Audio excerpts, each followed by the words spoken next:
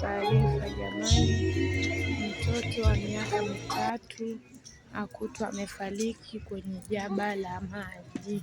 Vijana tusogee pale mbele jamani, tuhakikishe jamani vyombo vyetu vya maji vimefunikwa, japo ni ahadi ya Mwenyezi Mungu. Mwenyezi Mungu amrehemu mtoto huyo. Na saizi nimetoka kuaga, wanasafirisha wanapeleka Mbeya. Mbele yake nyuma yetu, inna lillahi wa inna ilaihi rajiun.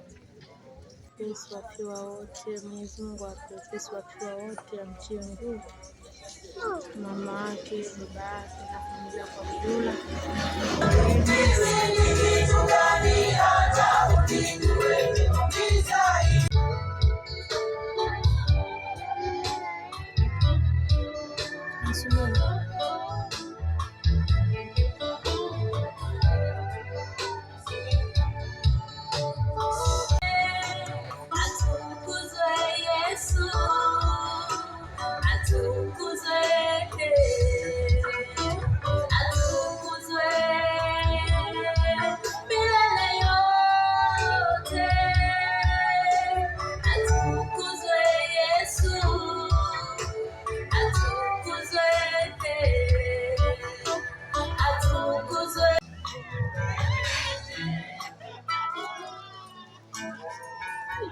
Pumzike kwa amani kijana mdogo.